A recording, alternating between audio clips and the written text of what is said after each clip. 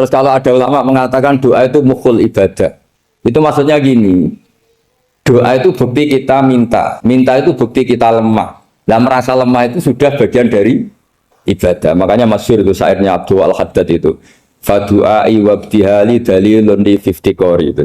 Jadi saat berdoa itu hanya sebagai bukti saya butuh Allah. Saya sendiri tidak punya kepentingan mustajab apa enggak. Jadi wali-wali yang mengatakan doa itu mukhul ibadah, sebetulnya itu malah wali-wali yang dari awal nggak kelintas disembadani apa enggak. Butuhnya dia itu menunjukkan bahwa saya ini lemah. Buktinya, posisinya minta. Itu yang dimaksud mukhul ibadah. Tapi kalau kita berdoa terus posisi kita protes, katanya kamu baik ya Allah, engkau baik, ternyata enggak juga. Buktinya semua doa saya enggak kamu kabulkan. Wah, ini malah doa kriminal. Kalau kamu berdoa itu yang tadarruk itu ya yang sangat sopan, wa khufya, secara diam-diam atau secara enggak berlebihan. Terus hanya ayat innahu la yuhibbul mu'tadin. Allah itu tidak suka orang yang melewati batas. Itu termasuk melewati batas dalam doa karena ada unsur mendikte Allah. Saya memberi contoh tadi. Misalnya kita sebagai cowok berdoa, ya Allah saya ingin punya istri cantik, sholihah, nasabnya baik, gak pernah cerewet, gak pernah apa. Itu kan nanti nyarinya juga susah. Nanti kalau Allah menjabatkan itu adanya di surga, ning donya ora payu rabi, kira-kira. Nah, itu sudah berlebihan. Terus kalau ada ulama mengatakan doa itu mukhul ibadah, itu maksudnya gini, doa itu bukti kita minta, minta itu bukti kita lemah. Nah merasa lemah itu sudah bagian dari ibadah. Makanya masyhur itu syairnya Abdul Al-Haddad itu, fadu'ai wabtihali dalilun li fiftikori itu. Jadi saat berdoa itu hanya sebagai bukti saya butuh Allah. Saya sendiri tidak punya kepentingan mustajab apa enggak. Jadi wali-wali yang mengatakan doa itu mukhul ibadah, sebetulnya itu malah wali-wali yang dari awal nggak kelintas disembadani apa enggak. Butuhnya dia itu menunjukkan bahwa saya ini lemah. Buktinya, posisinya minta. Itu yang dimaksud mukhul ibadah. Tapi kalau kita berdoa terus posisi kita protes, katanya kamu baik ya Allah, engkau baik, ternyata enggak juga. Buktinya semua doa saya enggak kamu kabulkan. Wah, ini malah doa kriminal.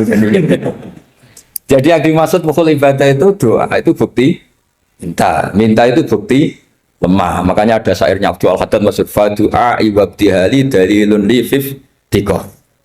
Jadi saya minta engkau ya Allah itu bukti saya butuh. Jadi itu bukan dua hal yang harus dipertentangkan. Jadi kalau doa dikatakan apa? Ibadah karena di doa itu minta. Lah minta itu bukti merasa kita lemah. Berarti kita sa'il Allah mas'ul. Kita minta Allah yang kita mintain. Kita menengadah Allah yang berposisi memberi. Itu saja sudah cukup sebagai ibadah. Meskipun doa kita tidak mustajab. Karena memang tadi seperti itu. Kalau di ilmu-ilmu tasawuf itu apa ya? Doa itu memang benar-benar sudah mukhul ibadah karena tadi perasaan merasa butuh sama Allah itu. Nah, merasa butuh itu, nah kalau kita berdoa merasa butuh sama yang kita minta, itu dalam ilmu tasawuf sudah kriminal, berarti kamu lebih butuh makhluknya. Misalnya begini ya, saya ingin punya rumah bagus, terus setelah punya rumah kredit saya utangnya banyak. Sebetulnya saya itu tidak pernah ingat Allah, gara-gara utang banyak, kredit jatuh tempo, terus melibatkan Allah. Ya Allah saya ini utang banyak, gini, terus tolong dibayar. Sebetulnya saya itu ingat utang, cuma Allah tak libatkan kan. Lah itu tidak akan jadi wali, yang jenis ini tidak akan jadi wali. Saya ingin jadi dosen, melibatkan siapa ya nanya? Melibatkan Allah, terus malam-malam bangun melibatkan Allah. Itu artinya apa? Kamu itu lebih ingin yang kamu minta ketimbang ingin Allah. Kalau wali itu enggak gitu, kangen Allah, terus tahu Allah itu zat pemberi, karena tahu Allah zat pemberi terus minta. Maka yang dikangen itu ya Allahnya dulu. Kalau kita kan enggak, punya kasus dulu, punya keinginan banyak dulu, baru ingat siapa yang bisa ya. Oh Allah, Allah kita libatkan. Ya untungnya Allah baik, mau ramal utang bukan mikir. Untungnya Allah tidak jawab itu. Jadi itu bedanya wali. Kalau wali itu kangen Allah dulu, baru minta. Kalau kita enggak, banyak masalah dulu, baru melibatkan Allah. Nah yang jenis ini tuh bahaya, kalau nggak disembadani mesti ngomel ya. Gusti katanya kalau yang minta kamu kabulkan, ternyata ini enggak. Nanti kalau Allah jawab, Kamu itu tidak kangen saya, kamu itu kangen uang, kangen perempuan cantik yang kamu inginkan. Terus kamu melibatkan saya. Urusannya apa saya dengan itu, Pak? Makanya tidak usah nuntut karena awalnya sudah saya. Ya saya kira itu ya. Jadi ada ayat apa? Ud'u rabbakum tadarru'aw wa khufyah. Terusannya apa? Innahu la yuhibbul mu'tadin. Itu di semua tafsir dikatakan Allah gak suka orang yang berlebihan dalam doa. Berlebihan tadi, misalnya minta sesuatu yang terlalu besar, atau permintaan kemarin saja lanu addi syukroh, kita tidak bisa memenuhi mensyukuri, sudah minta lagi. Misalnya seorang jomblo, targetnya kan asal payu nikah. Tapi setelah nikah, bayangkan istrinya solihah, tidak cerewet, itu kan berlebihan. Hilang status jomblo saja belum kamu syukuri, kok sudah minta macam-macam. Jadi harusnya kan syukur dulu ya. Sekedar laku nikah ini kan ada syukur yang harus, seperti jadi dosen juga gitu. Sekedar jadi dosen harus kita syukuri dulu karena menjadi kita tidak nganggur. Itu kan satu harkat sosial yang luar biasa. Jangan tahu-tahu sudah hari kedua cari intensif, cari ini itu, syukurnya aja belum sudah kemana-mana. Lah itu sudah mu'tadin, sudah melebihi apa? Batas. Ya saya kira. Jadi begini ya masalah pendidikan ya. Kalau saya jawab pakai ilmu hakikat saja karena ini keahlian saya. Sebetulnya begini ya, kalau misalnya itu ya subjektif juga, misalnya bilang rata-rata alumni pondok ini sukses, alumni kampus ini sukses, yang ini tidak sukses, itu satu pasti subjektif. Karena biasanya yang diterkenalkan yang sukses-sukses. Saya punya tetangga dari pondok yang Anda sebut itu kebetulan tidak sukses semua. Itu jantung saya sampai ngeluh. Saya ini gimana kok? Ya sudah seperti itu kan subjektif. Tapi menyangkut pendidikan itu begini ya, menyangkut hasil dari pendidikan itu. Andai kan kita bicara ilmu hakikat, misalnya kita mondok gitu, mondok kemudian jadi orang miskin, jadi orang yang menurut orang banyak tidak berguna di masyarakat. Ternyata kita ini orang yang kelihatan tidak punya karir, tapi kalau malam sujud sama Allah. Punya anak niat memperbanyak orang sujud, terus punya ibu yang sakit-sakitan kita rawat. Meskipun kita tidak jadi dosen, tidak jadi menteri, tapi indah Allah itu luar biasa karena berstatus ngerawat ibu, ngerawat anak, ngerawat istri. Nah Islam itu datang dengan jargon-jargon seperti itu. Sehingga Nabi kalau muji itu ada Uwais Al-Qarni, ini orang yang luar biasa. Ternyata dia itu punya ibu lumpuh yang kalau kemana-mana harus digendong. Ketika tetangga-tetangganya berhasil sowan Rasulullah itu Uwais Al-Qarni tidak bisa karena setiap ibunya dipamitin mau sowan ke Rasulullah itu sama ibunya nggak boleh. Tapi apa yang terjadi? Justru dipuji-puji Nabi sebaik-baiknya kurun itu waktu adalah kurun yang ada Uwais Al-Qarni. Saya punya teman, ini kisah nyata, saya berkali-kali ngisi ngaji di komunitas ulama. Ini mungkin tidak bagus untuk kampus, tapi harus saya utarakan supaya ya kita evaluasi. Saya bilang gini, saya ini jadi kiai itu sering iri sama orang goblok. Orang goblok itu barokah kata saya gitu. Itu kiai-kiai kaget semua karena saya bilang orang goblok itu barokah. Saya beri contoh gini, misalnya saya pinter, terjuara MTQ, juara hafal Quran atau juara baca Quran secara tartil. Ujung-ujungnya saya dapat hadiah umroh atau apalah, atau hadiah rumah atau apa. Pertanyaannya adalah mendapat. Saya ulang lagi, mendapat. Sementara ada santri yang bodoh, gara-gara bodoh itu dosen UI yang enggak, jadi kiai yang enggak, akhirnya dia jadi bekerja di Korea. Barokahnya bodoh tadi. Karena di Korea melihat orang ateis, akhirnya dia kepikiran bikin masjid. Sebagian gajinya disumbangkan untuk masjid. Ini bodoh pendiri masjid. Tapi kita gara-gara dosen dakwah di masjid, ini pinter dapat uang dari masjid. Nah ini bukan nyindir, ini biasa saja, ini maksud saya. Maksud saya, kamu jangan ngabaikan hidup. Akhirnya apa yang terjadi? Saya ini punya teman ini betul. Saya ini kan kecelok dulu tuh Gus Alim. Nasib saya di mana-mana dihormati. Kadang saya merasa dosa. Kok dihormati? Saya punya teman dulu gobloknya minta ampun sekolah sekelas maksud. Gobloknya, soalnya gobloknya harus disepakati. Sudah. Ya, goblok mujmalah kira-kira. Singkat cerita, dia itu hidup di pedalaman Kalimantan sekitar tahun 92. Dulu kan biasalah di dalam hutan itu pasti ada penebangan hutan macam. Dia ada bosnya, yang jelas dia ada bosnya. Saya yakin juga agak kriminal. Karena dia tidak yang illegal logging. Pokoknya ditetir dia hidup di tengah hutan. Ikut orang. Setelah itu dulu nggak ada HP. Sering kirim surat ke saya, Gus, saya ini hidup di tengah hutan. Tapi saya ini muslim, pernah mondok. Kalau nggak bikin sumpah itu nggak enak. bikinlah dia Jumatan. Nah karena dia pernah ngaji fikih Syafi'i, kalau Jumatan nggak ada orang 40 itu harusnya zuhur tidak Jumatan. Tapi orang yang kerja di situ tidak mau. Wong dino Jumat kok zuhuran loh Pak. Kalau dino Jumat ya Jumatan ya. Tanya saya, Gus itu kalau ada kaulnya enggak supaya Jumatan ndak orang 40 sah. Singkat cerita dia lama-lama jadi pendiri masjid di situ. Dia punya sedikit gaji ya dipakai masjid, punya sedikit tanah diwakafkan untuk masjid. Artinya apa? Indawa ini banyak orang duduk, ternyata di komunitasnya dia muassis, pendiri, pemberi. Sementara kita yang keceluk pinter, dapat umroh, dapat bonus. Kira-kira nanti kita ketemu Allah. Kamu pernah nyumbang Islam apa? Yang bodoh jawab, oh nanti Gusti bikin masjid di pedalaman. Kita yang pinter. Kayaknya kalau memberi, enggak lah Gusti. Reputasinya mendapat. Ketika Nabi memenangkan perang Badar, itu ada Asra Badrin, tawanan-tawanan perang Badar. Nabi suka musyawarah, suka rembukan. Ya Abu Bakrin, menurut kamu tawanan ini diapakan? Kata Abu Bakar, hum asyiratuka. Mereka itu keluarga engkau, orang-orang Quraisy. Ya dibebaskan saja.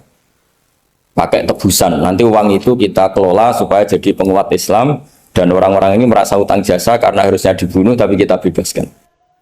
Terus tanya, bagaimana kamu ya Umar menurut kamu? Kata Umar, ini kan orang-orang yang dulu ingin bunuh kamu, yang ingin menghabisi jenengan, ingin dan sudah ngusir jenengan.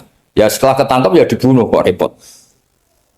Apa kata Rasulullah? Rasulullah spontan ngendikan, innama salaka ya Abu Bakrin kama sali Ibrahim. Kamu ibarat kayak Nabi Ibrahim.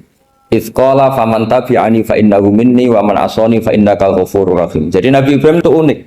Melihat umat itu sesyafakoh itu. Syafakoh itu banget sayangnya. Nabi Ibrahim cara berpikir, faman tabi'ani fa innahu minni. Orang yang ikut saya ya Allah pasti golongan saya. Tentu layak masuk surga. Wa man asani, orang yang mendurhakai saya, fa innakal ghafurur rahim. Engkau Maha Pengampun. Bukan yang mendurhakai langsung masuk neraka, enggak. Engkau Maha Pengampun. Wa masaluka ya Umar kama salin Nuh isqala rabbi la tadzar ala ardi minal kafirin dajar. Umar, kamu mirip Nabi Nuh, inginnya semua orang kafir dihabisin. Ya masyhur kan Nabi Nuh itu enggak ingin ada orang kafir sampai ada banjir tufan. Nah kalau sampean tanya bedanya apa dengan garis keras sekarang? Bedanya ya beda sekali. Kalau Nabi Nuh benci sama orang kafir itu diserahkan yang punya. Sehingga yang punya yaitu Allah yang menghukum dengan banjir bandang. Tapi kalau kita kan kadang kita bertindak sendiri. Jadi potensi disalahkan. Yang jelas dalam hadis-hadis sahih, Nabi Nuh itu tidak bisa mensyafaati karena itu. Ketika diminta syafaat, ini hadis sahih bukan ada di Bukhari, ada di Muslim. Karena biasanya kalau di kota itu ditanya ini sahih enggak? Untungnya yang tanya kadang enggak paham. Ini alhamdulillahnya jadi wah repot. Nabi Nuh itu diantara sebabnya enggak bisa mensyafaati adalah pernah corong Jawa masukno kaume. Kalau dalam bahasa Arab itu da'a li Zaidin berarti mendoakan positif. Kalau da'a la Zaidin mendoakan negatif. Kalau orang Jawa itu ada doa, ada pasot. Nabi Nuh adalah orang yang pernah masukkan kaumnya. Nah, saya cerita sedikit tentang Nabi Nuh dan Nabi Ibrahim. Nabi Ibrahim dianggap tadi cerminannya Abu Bakar, dianggap niru Ibrahim, cerminannya Umar, dianggap niru Nabi siapa? Nabi Nuh. Lalu kalau sampean tanya, bedanya gimana? Begini logikanya. Kita mengkaji secara akademik begini. Ada ulama besar, namanya Abdul Hasan Asyadzili, itu masyhur di Indonesia menjadi Thariqah Asyadziliyah.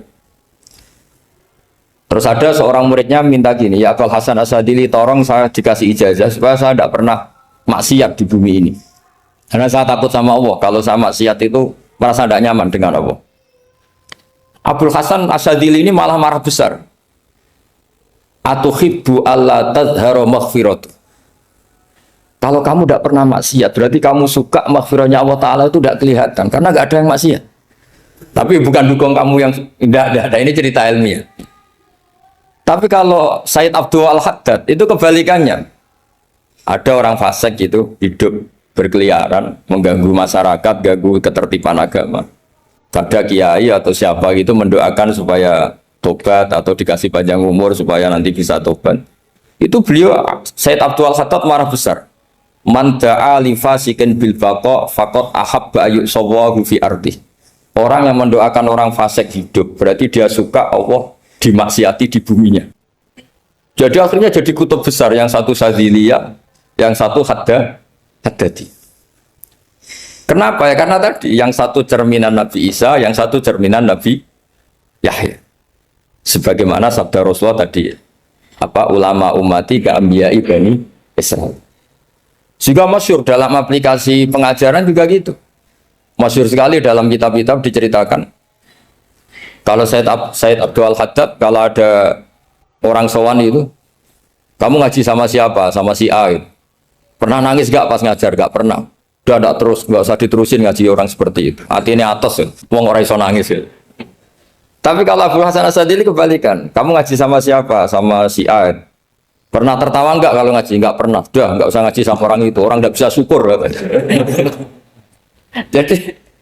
jadi itu manhaj besar.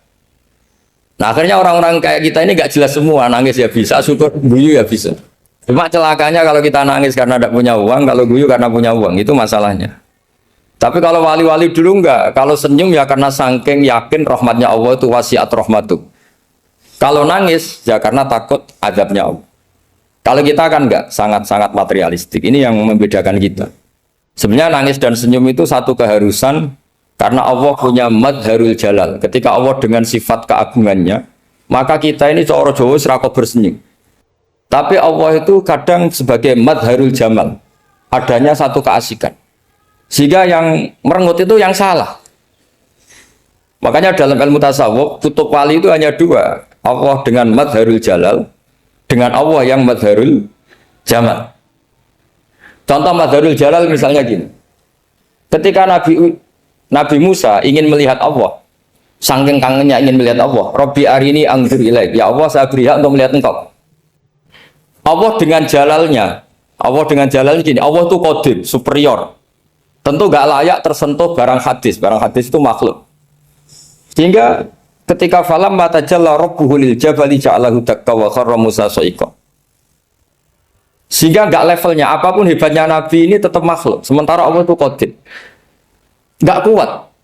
Makhluk yang fana ini, yang profan ini enggak kuat. Enggak kuat menampung zat yang qadim, yang superior. Sehingga gunung pun hancur. Nabi Musa pingsan. Tapi ketika Allah dengan madharul jamal itu Allah dengan keindahannya, dengan kasih sayangnya, memberi hak makhluknya untuk melihat. Nah di sini ini Allah sering ngendikan wujuhu yauma idzin nadhirah ila rabbiha nadhirah. Nanti ada wajah-wajah yang di surga itu melihat saya kata. Tapi apakah betul melihat kayak saya melihat dosen, melihat Pak Rektor, melihat teman-teman itu tidak bisa. Karena Allah itu qadim, sehingga meskipun manusia ahlul jannah melihat Allah, tetap Allah ngendikan la tudrikuhul absar wa huwa yudrikul absar. Karena Allah di balik jamalnya ya punya jalal, di balik jalalnya juga punya jalal. Sehingga selalu di Quran itu diulang beberapa kali supaya proporsional. Nah, kenapa ahli sunnah tetap berkeyakinan Allah bisa dilihat? Logikanya begini. Fa inna kulla maujudin yasihu ayyura. Allah itu zat sing nyata-nyata wujud dan punya eksistensi. Di mana-mana sesuatu yang wujud itu layak untuk bisa dilihat. Lalu pertanyaannya gini, kenapa kita tidak bisa melihat sekarang kok nunggu di akhirat? Karena mata kita sekarang itu profan, fana. Sementara kita setelah di surga, tubuh kita didesain abadi. Ya saya ulang lagi ya, setelah kita di surga, semua fisik kita ini didesain abadi. Tentu karena desainnya sudah abadi, layak melihat zat yang abadi. Tapi pertanyaannya, kenapa tidak bisa ikhatoh, tidak bisa melihat sampai faham, la tudrikul absar? Karena abadi kita itu diabadikan. Sebagaimana surga abadinya diabadikan. Neraka ya diabadikan. Sementara Allah abadi dengan dirinya sendiri, yaitu Al-Qayyum, atau dalam bahasa ngajinya Qiyamuhu binafs. Nah lalu pertanyaan, makanya Mu'tazilah itu menentang betul kalau orang di surga bisa melihat Allah. Cara berpikir Mu'tazilah, melihat itu artinya yang dilihat ada arahnya, sementara Allah terbebas dari arah. Tapi kata ahli sunnah cara berpikir tidak seperti itu. Melihat itu pokoknya tahu. Nah, tahu karena mata itu karena kita ditakdir tahu itu karena mata. Sebetulnya yang menjadikan tahu itu tidak mata. Ya kalau tahu ya tahu saja, bukan harus pakai mata. Itu cara berpikir ahli sunnah wal jamaah. Jadi sabri ya bocoran. Kenapa madzhab ahli sunnah itu yang dipilih oleh banyak mayoritas di dunia, jumhur itu. Ahli sunnah itu dianggap pikirannya lebih orisinal. Misalnya ahli sunnah kalau ditanya, kenapa kamu melihat? Ya melihat saja. Kenapa kamu mendengar? Ya mendengar saja. Kesannya itu tidak rasional, kayak orang yang nggak pinter itu. Tapi sebetulnya itu yang benar. Jadi cara berpikir ahli sunnah itu melihat itu menjadi tahu. Menjadi tahu itu bisa karena mendengar, bisa karena melihat, bisa karena dikasih tahu, bisa karena bersentuhan. Sebab itu di Quran itu ada ayat ala ya'lamu man khalaqa, bukankah zat yang menciptakan itu menjadi tahu. Sehingga kenapa Allah itu selalu tahu? Karena Allah yang menciptakan. Kalau kamu tahu karena mata, sekali itu jauh, maka kamu tidak melihat. Atau kamu sekarang buta, kamu tidak melihat. Atau tertutupi barang itu, maka kamu tidak melihat. Tapi kalau kamu tahu karena kamu menciptakan, maka akan melihat terus. Misalnya saya ini tukang batu. Saya ingat betul ketika saya bangun Monas, itu polpen saya tak tanam di dalam Monas. Saya ingat betul kalau polpen saya warnanya putih, tak tanam di Monas 2 meter dari pondasi. Setelah saya pulang ke Jogja ditanya, di dalam Monas ada apa? Ada polpen.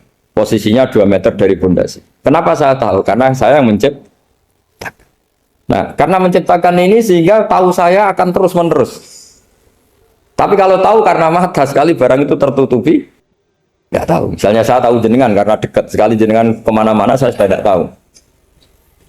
Tapi kalau saya menaruh sesuatu di tubuh Anda, sehingga kamu kemana-mana tetap tahu bahwa barang itu ada di tubuh.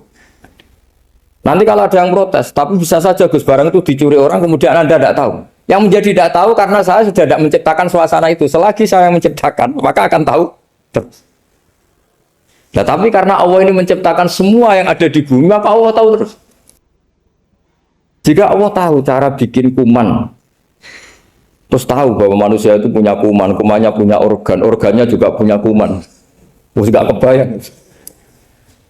Kamu bayangkan kayak, makanya Allah itu kalau cerita sederhana, innallaha la yastahi ayyadriba mathalam ma ba'udatan fama fawqaha. Allah itu tidak malu bikin perumpamaan nyamuk, karena nyamuk itu lebih dahsyat timbang gajah.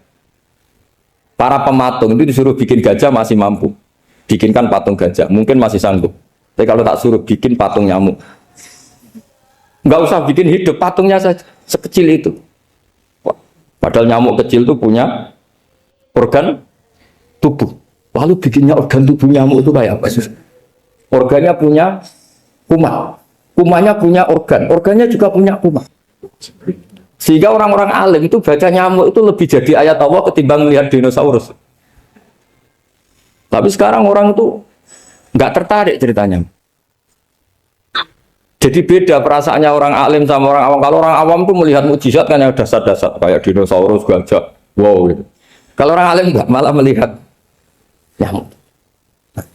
Kealiman seperti itu terjaga di umatnya Muhammad, di umatnya Rasulullah Muhammad SAW. Karena ketika umat ini nggak ditumbuhi para nabi, itu Allah menjamin Muhammad, ulama umatmu nanti punya kemampuan seperti nabi.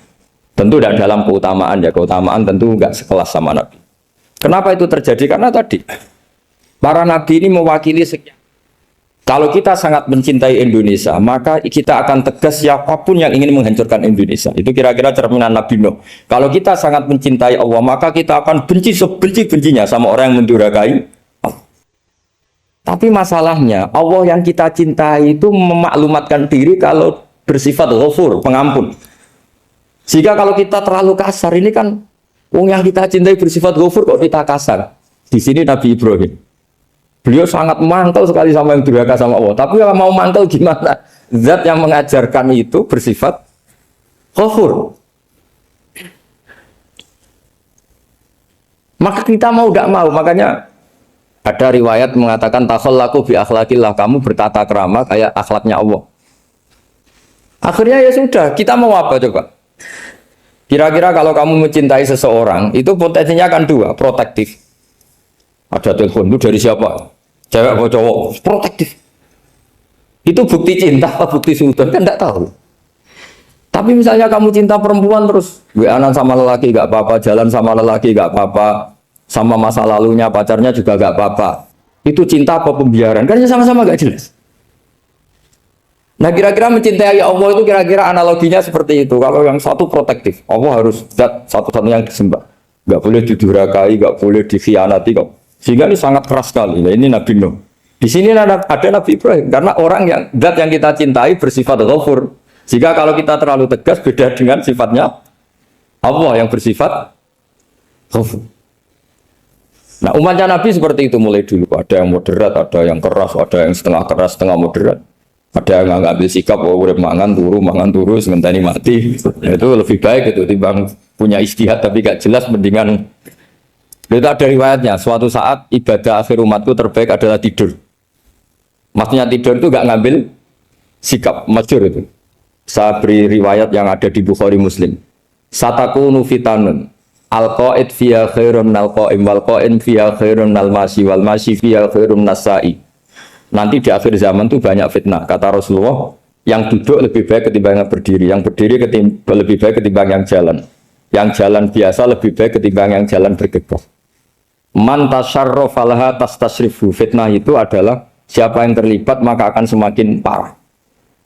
Sehingga semenjak itu ulama berpikir nanti di akhir zaman kalau ada fitnah, itu sebaiknya orang ngambil sikap sepasif-pasifnya, secuek-cueknya.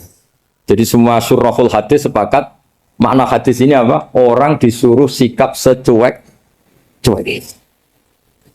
Misalnya pilihan presiden, contoh kecil pilihan presiden. Mungkin para intelektual nggak merasa, tapi kalau ulama itu cara berpikir beda. Pilihan presiden, kamu fanatik milih A, yang satu fanatik milih B. Ya presiden atau bupati atau gubernur. Terus yang satu bilang gini, wah kalau nggak di presideni A, nggak di bupati A, nggak di gubernur A, negara ini rusak.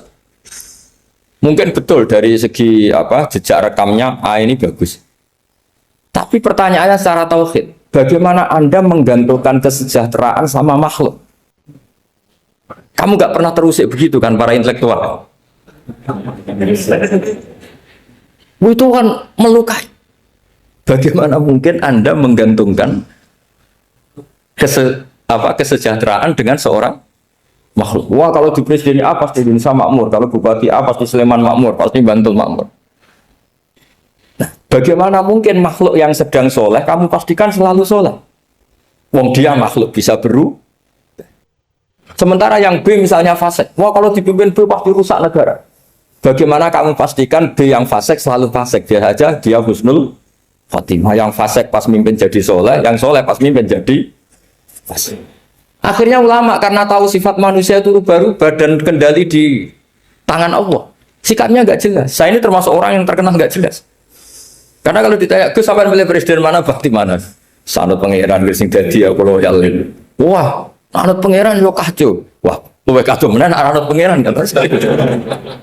Ini kan sudah nggak sambung karena pikirannya ulama. Memang nggak beda, cara berpikir ulama itu beda. Bahkan bapak saya itu kalau didik saya itu begini. Kalau meseli saya atau ngirim saya dulu itu kan pakai mes. Ini uang kamu 500.000 untuk kamu. Mesti ditambahi 100.000 ini untuk buat jajan sama teman-teman. Mesti ada uang pokok, ada uang sodako. Dulu saya sering tanya, kenapa bapak sangat menghormati teman-teman saya? Kata bapak, kowe mondok aku ora iso nyukupi, sing iso nyukupi ya kanca-kanca. Ternyata betul, rata-rata anak kuliah atau anak mondok, uang pribadinya kan 8 hari dari dikirim sudah habis. Berarti kan masih 22 hari kok bisa hidup itu kan barokahnya teman-teman itu. Malah yang agak beling itu 1 hari sudah habis, berarti ada 29 yang bergantung sana sini. Sehingga Nabi dulu cara ngendikan itu unik. Kata Nabi, da'un nasa yarzuqu wahu ba'duhum ba'du. Manusia barnawa, enggak saling memberi rezeki. Ketika ada collab, Medina itu pernah collab, terus sekarang pernah defisit. Beberapa pakar ekonomi datang ke Rasulullah, ya Rasulullah, sa'ir, tolong dikasih harga standar. Tapi apa jawabannya Nabi? La tusairu fa inna Allaha huwal musair. Kamu jangan kasih harga, Allah sendiri yang menentukan harga itu. Terus kata Nabi, kenapa engkau begitu ya Rasulullah? Ini negara harus ditentukan harga karena gini-gini. Kata Nabi, saya tidak ingin ketemu Allah dalam keadaan dolim. Tapi ini tentu di teori ilmu modern ini masalah. Tapi menurut orang modern. Tapi kalau menurut ilmu hakikat itu nggak akan masalah. Misalnya, kenapa Nabi tidak menentukan harga dalam keadaan negara seperti itu? Jawabannya pakar-pakar hakikat. Ya saya ulang lagi pakar-pakar hakikat. Begini, misalnya ada orang menimbun supaya nanti harganya mahal. Ya. Terus ditimbun terus sampai nunggu harganya mahal. Lama-lama dia sadar kalau timbunannya nggak ada gunanya karena ternyata orang nggak beli. Nah, ketika orang tidak punya kemampuan beli, yang menimbun juga tidak punya uang. Nah, tapi kalau sampean tanya, tapi Gus nak ratuku barang pokok kan kita mati karena kehabisan stok. Itu masalah tauhid Anda. Bagaimana mungkin kamu bayangkan seorang makhluk tidak bisa hidup atau nggak dapat rezeki? Nabi itu orang yang sampai ke derajat hakikat dari tidak pernah bayangkan gitu. Salah sampean jadi orang yang tauhidnya masalah. Sehingga terus bayangkan, wah kalau negara ini kayak, wah kita makan apa? Kalau negara nggak stabil, wah kita gimana? Itu tidak bisa seperti itu. Dulu ketika kita dijajah Belanda, itu kiai-kiai kita, Mbah Hasyim Asy'ari, Mbah Ahmad Dahlan, mondoknya di Mekah. Sampai alim alama, dua beliau, Mbah Hasyim sama Mbah Ahmad Dahlan itu ngajinya sama-sama Syekh Khotib Minangkabau. Cuma Mbah Hasyim lebih menekuni ke Syekh Mahfud Termas, yang satu menekuni Syekh Khotib Minangkabau. Jadi dua beliau itu ngaji di guru yang sama. Mbah saya, buyut saya itu ya sudah mondok Mekah. Zaman dijajah Belanda. Sekarang kita agak dijajah, agak mondok di sana. Buyut saya itu zaman itu sudah haji. Buyut kelima saya. Itu dulu kalau ingin cari tempat yang teduh, itu masuk ke gua. Itu masuk gua itu hanya kepalanya saja. Kakinya masih di luar. Karena gua di Arab tidak seperti gua di sini. Kalau gua di sini kan orang bisa masuk semua. Kalau gua Arab kan hanya celah-celah batu-batu besar. Sehingga ketika Rasulullah hijrah ke Madinah, singgah di Gua Sur, kata Abu Bakar gimana? Andai kan ya, ada orang kafir di depan gua. Kata Abu Bakar gimana? Andai kan mereka melihat kakinya, pasti melihat kita. Karena gua di sana itu satu tubuh tidak bisa masuk penuh. Kalau gua di sini kan ada yang mobil saja bisa masuk. Nah, itu bahasa saya kalau mau istirahat itu masuk gua, separuh badan di dalam gua, separuhnya masih di luar. Nah sekarang terus kita bilang, wah kalau kita negara tidak stabil, kita haji kemana dulu, zaman dijajah Belanda kita bisa. Jadi yang berusaha terangkan di antara sifat dasar orang-orang baik adalah di mana saja, kapan saja itu memberi manfaat. Termasuk tentu saat paling sulit. Jadi Nabi Isa menceritakan dirinya itu wa ja'alani mubarakan nama kuntu, saya ditakdir Allah berada di mana saja memberi berkah, memberi kemanfaatan bagi orang lain. Ada beberapa cerita tentang Nabi Isa. Jadi perlu diketahui ada 3 nabi yang seperiode. Satu Ibrahim dan Nabi Lut. Ibrahim itu sama Nabi Lut itu pernah paman. Kedua Nabi Musa dan Harun. Sebenarnya yang jadi nabi itu Nabi Musa, tapi Nabi Musa karena alsak, lisannya Anda jelas, minta Nabi Harun, ya tentu minta kepada Allah supaya Nabi Harun jadikan nabi. Terus ketiga, Nabi Isa dan Yahya. Yahya bin Zakaria, terus Isa ini pernah keponakan Zakaria. Kira-kira kalau di Jawa ya misanan antara Yahya dan Jawa Isa. Jadi ada 3 nabi yang seperiode. Tapi yang paling berkompeten, yang sederajat kira-kira seperti itu hanya Isa dan Yahya. Karena Nabi Lut dan Nabi Ibrahim itu beda level. Karena Lut ini pernah keponakan, jadi hubungannya kira-kira yang murid dan guru. Terus Musa dan Harun itu juga nggak level, karena Nabi Harun ini jadinya Nabi itu atas permohonan Nabi Musa. Sehingga meskipun Harun itu kakaknya, tapi nggak berani bantah. Jadi Nabi Musa itu dalam cerita, beliau itu alsak. Alsak itu lesannya agak kedal. Tapi ini alsak yang barokah. Jadi dulu ceritanya Musa kecil karena dia seorang Nabi, beliau seorang Nabi. Itu kalau melihat Fir'aun itu mangkelnya bukan main. Padahal kecilnya dirawat Fir'aun. Singkat cerita mulai kecil sudah usil. Kalau melihat Fir'aun itu ya jenggotnya dipakai mainan. Pokoknya nakal. Lama-lama Fir'aun curiga, dasar orang Israel. Nabi Musa ini turunan Israel. Lama-lama Fir'aun itu yakin kalau itu sengaja. Akhirnya Fir'aun mau membunuh Musa. Terus kata istrinya Fir'aun, Musa itu masih anak kecil, jadi seperti itu ya bawaan anak kecil, bukan bawaan kebencian terhadap orang Kipti, orang Mesir. Kalau dalam bahasa kitab kuno Mesir itu Egypt Al-Kipti, makanya disebut Maria Al-Kiptiyah. Kalau orang sekarang bilang Egypt itu bahasa kunonya Mesir itu Al-Kiptiyah. Nah, memang secara bahasa Arab Mesir itu nggak mungkin, bahasa Arabnya Mesir itu nggak mungkin karena Misro itu maknanya kota. Jadi kalau kamu bilang kamu kemana, ke Misro, ke kota, lah ya kota mana, ya kota Mesir, itu bisa debat kusir. Jadi ya kayak kita lah, kita sekolah di mana, di madrasah. Madrasah terjemahnya apa? Sekolah. Nah, kemudian oleh istrinya Fir'aun ya gini saja, buktikan kalau Musa itu masih anak kecil. Masyhur itu dalam cerita dikasih bara api sama apel. Sebenarnya Musa kecil ini sudah pinter mau milih apel. Sama malaikat Jibril diarahkan tangannya itu ngambil apa? Bara api terus dikunyah. Itu yang menyebabkan lisannya Musa itu alsak, agak pelat. Nah, ketika jadi Rasul itu akan repot karena nanti harus pakai penerjemah. Jadi seorang Rasul tapi lisannya tidak apa? Cakap.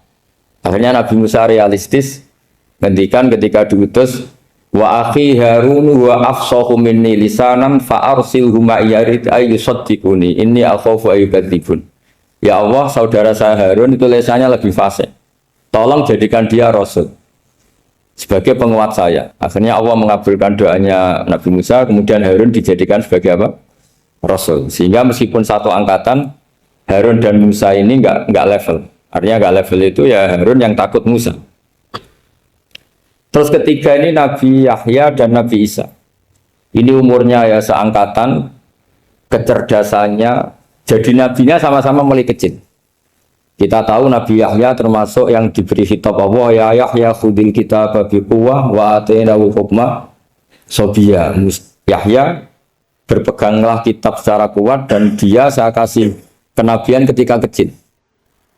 Sama dengan Nabi Isa yang disebut wa yukallimun nasa fil mahdi wa kahla. Sehingga karena selevel dua nabi ini menjadi figur besar dalam manhaj, dalam metode dakwah. Dua karena masih misanan tadi, kalau Jawa kira-kira mirip misanan. Dua nabi ini kalau memilih satu kampung, itu kalau Nabi Yahya itu milih kalau singgah di satu kampung, Nabi Yahya mesti tanya, orang sini yang paling soleh siapa, yang paling baik siapa? Ya terus singgah atau nginap di rumahnya orang baik tadi. Tapi kalau Nabi Isa enggak, orang sini yang nakal siapa, yang paling beling siapa? Terus Nabi Isa singgah di situ. Akhirnya ada pertanyaan dari Nabi Yahya, lima tanzilu ala syirarin nas, kenapa kamu selalu singgah di orang-orang nakal? Syiror itu orang-orang nakal.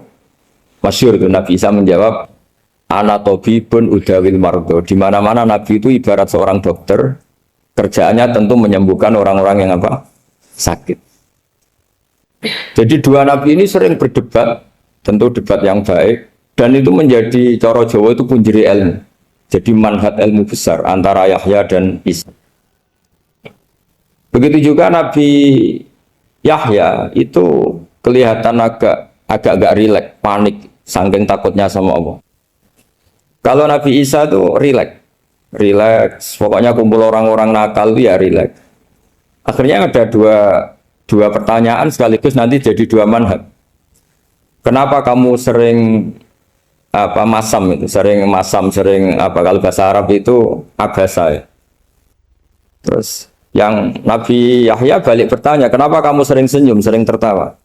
Kenapa memangnya? Terus ka'annaka ta'manu min makrillah, kamu sering senyum kayak kami sudah terbebas dari azab Allah, dari ditegur Allah, seakan-akan kamu orang paling benar yang nggak akan salah. Nabi Isa balik tanya, sama kamu sering masam, sering merot, ka'annaka taqnatu min rahmatillah, seakan-akan kamu putus asa dari rahmatnya Allah. Sehingga kemudian itu jadi manhaj besar. Kalau terlalu senyum, ya dianggap orang yang kayak nggak punya perasaan dosa. Tapi kalau terlalu masam, terlalu merenggut, seakan-akan rahmat Allah itu terbatas. Sehingga seakan-akan Allah itu rahmatnya nggak cukup lah untuk mengelola manusia ini. Sehingga itu jadi metode besar yang masyhur itu dalam sebuah hadis Nabi ngendikan, ulama ummati ka ambiya Bani Israel. Ulama umatku itu kapasitasnya atau fungsinya atau manfaatnya setingkat nabi-nabi Bani apa? Israel. Karena ketika umat ini enggak ditunggui para nabi setelah Rasulullah SAW, itu yang nunggui hanya ulama.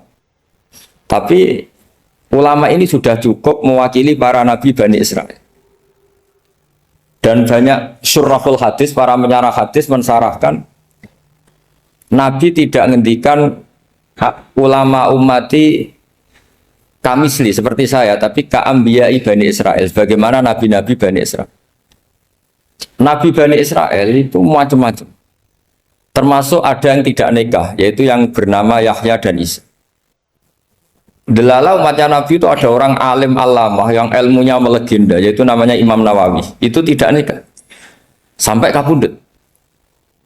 Meskipun dalam ajaran syariatnya Nabi an-nikah sunnati, tapi selalu ada orang yang ditakdir tidak nikah. Karena masyhur, karena sibuk ngurus ilmu.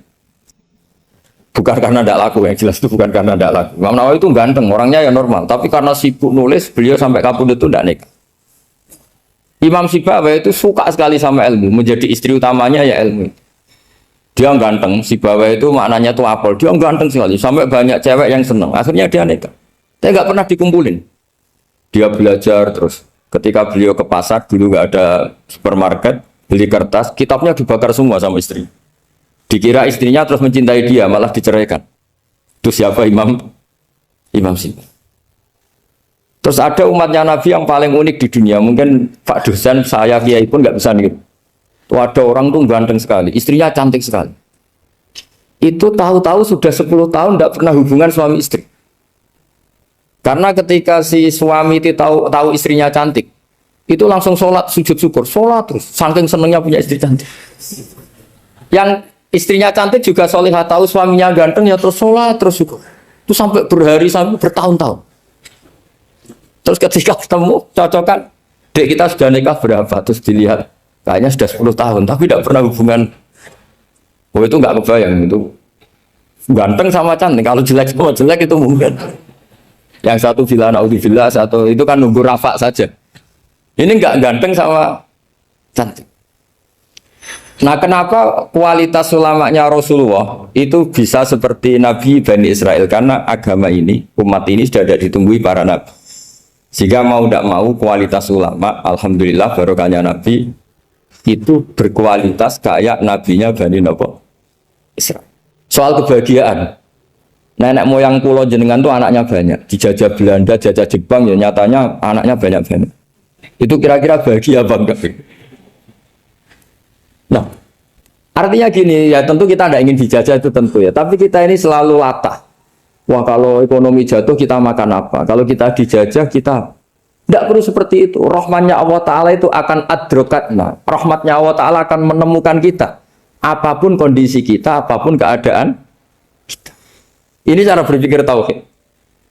Sehingga Nabi itu tidak pernah bayangkan umatku narata tunggoni piye, ditunggoni Allah. Sehingga masyhur dalam hadis-hadis sahih, la tazalu ta'ifatun min ummati dzahirina 'alal haq la yadurruhum man khadalahum wala man khalafahum wala man nawa'ahum.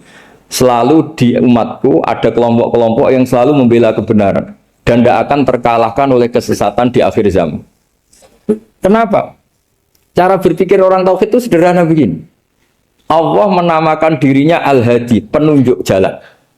Dan sifat Allah pasti nafidah, karena Allah tidak terkalahkan. Sama seperti Allah menyifati dirinya Ar-Razzaq, Ar-Razik, yang memberi rizki. Maka orang segoblok apapun, selumpuh apapun, selemah apapun tetap dapat rizki. Sama, Allah mensifati dirinya Al-Hadi, memberi petunjuk. Maka zaman serusak apapun orang tetap dapat petunjuk. Sehingga kita tidak perlu khawatir, wah nanti zaman kalau sudah rusak nasib Islam gimana? Ya coba sekarang, nasib Islam gimana? Ya baik-baik saja. Dulu ditunggoni wali songo ya banyak orang Islam, sekarang nggak usah wali songo. Ditunggui dosen-dosen yang ngajar aja nunggu digaji. Kiai pidato ya ada yang beri salam template. Itu kalau nuruti definisi ikhlas itu tidak ada yang masuk. Tapi meskipun demikian agama juga jalan. Kenapa agama ini jalan? Karena Allah Al-Hadi, penunjuk jalan. Ketika Allah mensifati dirinya penunjuk jalan dan sifatnya Allah pasti nafidah, pasti terjadi. Karena Allah tidak pernah gagal. Sehingga agama ini akan ada terus sampai akhir zaman. Coba Amerika kayak apa, Islamofobia. Di Amerika tambah lama tambah banyak Islam, Eropa juga gitu, Australia juga gitu. Anda kan nuruti teori sosial. Sudah dunia sudah materialistik kayak gini, orang dohirnya itu akan meninggalkan agama. Nyatanya tidak juga. Saya pernah di Korea seminggu, itu di negara ateis. Itu TKI ke sana tuh nyari uang. Ternyata ya kepikiran bikin masjid, bikin komunitas Islam. Coba siapa yang menggerakkan hati itu? Hanya Allah Subhanahu wa Ta'ala. Ya, jadi cara berpikir tauhid saya ulang lagi, saya mohon sekali di pengajian ini saya cerita wajah alani mubarakan aina kuntu. Jadi cara berpikir sekian nabi, terus kita punya karakter tertentu, kita milih nabi ini itu sah.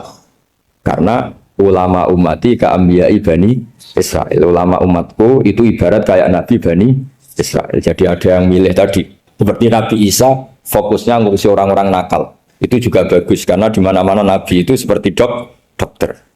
Tapi Nabi Yahya hanya berkawan sama orang-orang soleh. Kita tahu berkawan orang fasik itu resiko ketularan. Iman pas-pasan wae kancane nang fasik kan taqabbalallahu minna minkum gitu.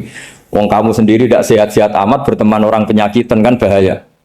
Tapi kalau kamu sebagai dokter kok hanya berteman orang sehat, lalu kamu apa? Penelitiannya gimana? Masa saya dokter spesialis, pernah penelitian, semua orang sehat saya pernah saya teliti. Itu dokter aneh apa enggak? Saya dokter spesialis TBC, spesialis paru-paru. Yang kamu teliti siapa? Semua orang sehat. Pernah meneliti yang sakit? Tidak pernah. Kan ya jadi dokter aneh. Tapi misalnya terus kamu sendiri terus berteman orang penyakitan terus kan ya rawan tertular. Nah, ini ada dua figur yaitu Nabi Yahya dan Nabi siapa? Ya saya kira demikian.